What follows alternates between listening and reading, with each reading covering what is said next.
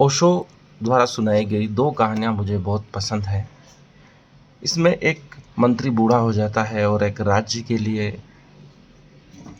नए मंत्री का चयन करना होता है।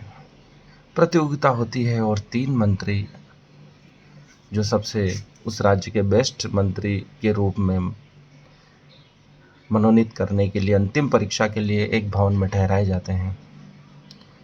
बूढ़ा मंत्री उन तीनों में से भी एक सर्वश्रेष्ठ चयन करने के लिए एक भवन में रात्रि के लिए रोकता है और एक ताला लगाकर चला जाता है। तीनों को हिदायत दी जाती है कि आप में से जो भी पहले इस ताले को खोलकर राज दरबार में आ जाएगा, महाराज के पास आ जाएगा, वही इस राज्य का मंत्री मनोनीत कर दिया जाएगा, चयन कर दिया जाएगा। उस दरवाजे पर जो ताला लगा था वो उस पर कई मंत्र लिखे हुए थे, सूत्र लिखे हुए थे। उनको समझकर ही उसको खोलकर बाहर आ सकते थे, ऐसा उस ताले से प्रतीत होता था। तीनों जो उम्मीदवार थे वो भवन में ठहरे। जैसा कि आजकल हम देखते हैं, उस समय भी वो अपने साथ शास्त्र लेकर आए थे, चिट लेकर आए थे और वो पढ़ने बैठ गए।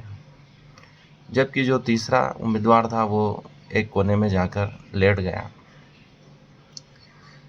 दोनों उन सूत्रों को समझने के लिए काफ़ी अभ्यास कर रहे थे, अपने शास्त्रों को बार बार पलट रहे थे कि कहाँ इसमें इसका कोई हल लिखा होगा तो हम इसको ढूंढ कर इसको हल करके इस ताले को खोल दें और महाराज के पास राज दरबार में चले जाएं।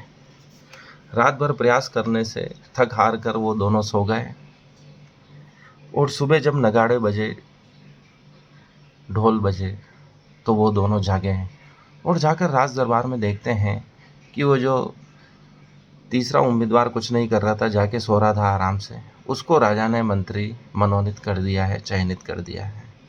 बूढ़े मंत्री से उन दोनों ने पूछा कि इसका चयन कैसे हुआ, ये तो कुछ कर ही नहीं रहा था, हम तो शास्त्र भी साथ में लाए थे, चिट्ठियाँ तैयार करके लाए थे, कारतूस तैयार करके लाए थे कि किस प्रकार से इस परीक्षा को हम पास हो जाएं।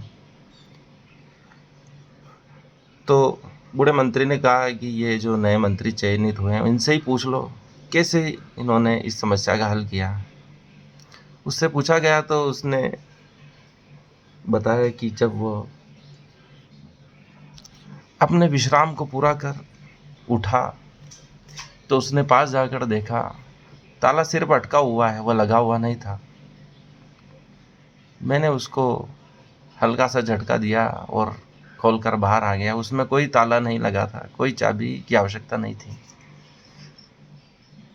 तब महाराज जो दूर से सुन रहे थे उन्होंने कहा कि जीवन में बहुत सी बार यह समझना भी आवश्यक है कि समस्या जीवन में है या नहीं है। अगर आप समस्या नहीं है और उलझे रहोगे तो कभी उस समस्या का हल नहीं कर पाओगे।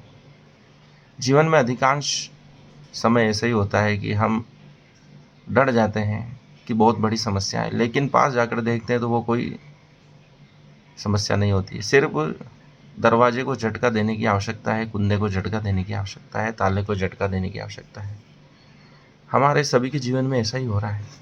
हम समस्याओं से डरे हुए हैं, उनका हल नहीं हो रहा है, लेकिन पास जाकर नहीं देखते हैं। हम भयभीत हैं, डरते हैं समस्याओं से, लेकिन समस्याओं के जितना पास जाएंगे वह उतनी कम होती जाएगी, समाप्त होती जाएगी।